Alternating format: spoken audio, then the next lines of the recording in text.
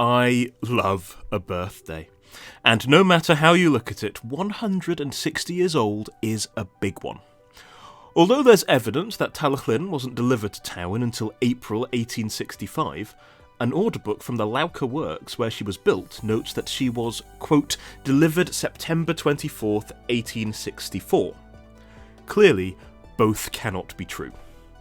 It's possible that the engine was completed and stored for a few months, until there was a job of work for her to do. Tallaght Llyn was based on one of Fletcher Jennings' standard designs, namely the A-Class. These 040 saddle tanks had previously been built by the company to narrow gauges of 2 foot 10 inches and 2 foot 8 inches. Tallaght Llyn was not fitted with a cab, but a weatherboard. The Victorians believed a stout coat would more than compensate, and a flared top chimney instead of the usual stovepipe, to distinguish her from the usual industrial types produced. When Tallaght Llyn was first revealed in 1865, she caused quite a stir, not only in the local community, but among the staff of the newly constructed railway. The long overhang at the rear of the engine meant she rode roughly at anything other than walking pace. This was fine for the slow industrial shunting for which the class had been intended, but was not suitable for the Tallaght Llyn's 12-mile-an-hour run up the Faythew Valley with a train of passengers. It wasn't long before she was sent back to Lauca to be rebuilt with trailing wheels, making her the 042 we are familiar with today. With 2 reliable working engines in the form of Tallaght Llyn and Dolgoch, the railway settled down into a comfortable existence, shuttling slate from the quarry to King's Wharf and carrying passengers up and down the valley. Over the years, the engines had various parts replaced. Amazingly, you can still see some of these parts today, though most of them aren't on Tallaght Llyn anymore. The original saddle tank was used as a sand store and was found buried under Pendray Sheds. You can still see Tallaght Llyn's second saddle tank if you take a trip up the line just before quarry siding. By the turn of the century, Tallaght Llyn was showing her limitations a little. Although able to haul trains up the line, the challenge was stopping her. Fletcher Jennings had fitted the engine with wooden brake blocks on only the rear set of driving wheels. It's little wonder that Dolgoch, with no trailing wheels and therefore more weight available for braking, became the preferred option when the weather went Welsh. Still, the engines lumbered on, with minimal rebuilds and minimum attention. The railway's slow decline began as the slate industry disappeared, and a new owner was found. Sir Henry Hayden-Jones, the local MP, took over in 1911 and vowed to keep the line running so long as he lived. But the costs of keeping it going were high. By the 1930s, both engines had fallen into disrepair. Pictures of Tallaght Llyn from this period show an incredible amount of leakage from the steam chest, showing her poor condition. In 1944, an engineer from the Atlas Foundry, which would overhaul Dolgoch, wrote a report on Tallaght Llyn. He noted a bulging firebox, worn out in motion, injectors in need of complete overhaul, and worn safety valves. The conclusion, from their perspective, was that when the engine is dismantled, no doubt other repairs would present themselves, and in view of the general poor state of this loco, we draw your attention to the remarks in the letter enclosed on this subject. But the railway had no choice to keep running than to keep Tallaght Llyn going until Dolgoch returned. Once back in 1945, Dolgoch handled all of the traffic and Tallaght Llyn was put inside Pendray Sheds. Over the next 5 years, the quarry which she had been built to serve would be closed, and Sir Henry Hayden-Jones would pass away. The first disruption to Tallaght Llyn's slumber, however, would be fresh blood from the neighbouring Corris Railway. In 1951, the Tallaght Llyn became the world's first preserved railway, and new stock was sought out. Tallaght Llyn was moved out of the running shed and into a barn out of the way.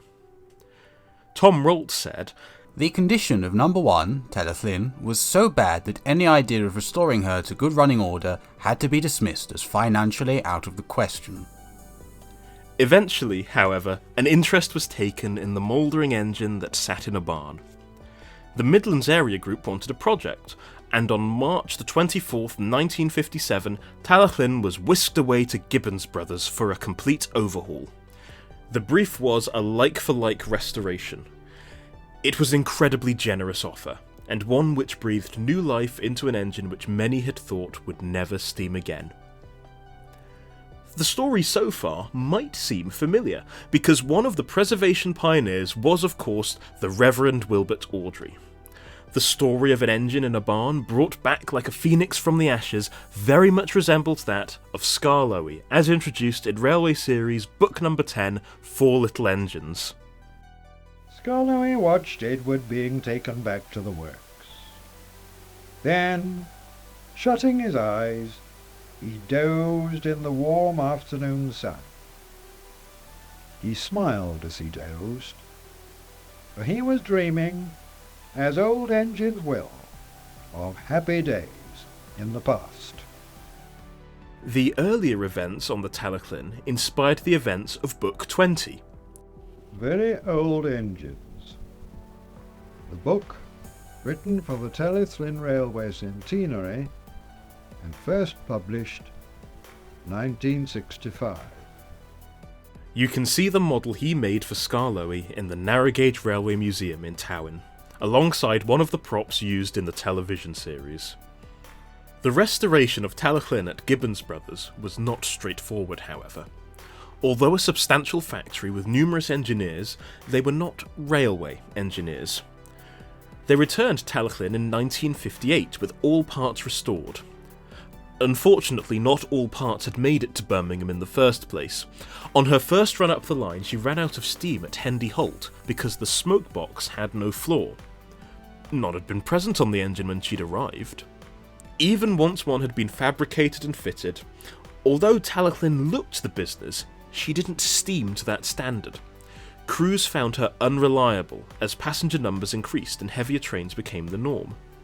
An overhaul between 1968 and 1972 saw a number of problems resolved, but making the engine fit to run on trains in the present day was key. The extension of the passenger line to Nant Gwernol meant traversing sharper turns, for which Talyllyn's rigid wheelbase was not entirely suited. This was achieved in a rebuild between 1982 and 1986. The trailing wheel was set back and the valve gear replaced. This seems to have set everything right. Talyllyn has become a very highly regarded engine indeed. 2014 saw the engine come into trouble, however, when the original side rods were damaged and the engine failed.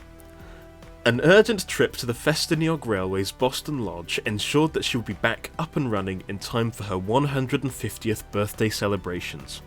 You can see the original rods in the Narrow Gauge Railway Museum. In 2015, she was repainted in a best guess at the original livery worn in 1865, before being sent for overhaul in 2018. In May 2024, she returned to steam, now painted in a Great Eastern-inspired blue. Her repairs have set her up for many more years of happy running, and just in time for her 160th birthday. Happy birthday, Talyllyn. Talyllyn and Dolgoch at Towyn are 100 too. How about going to wish them many happy returns?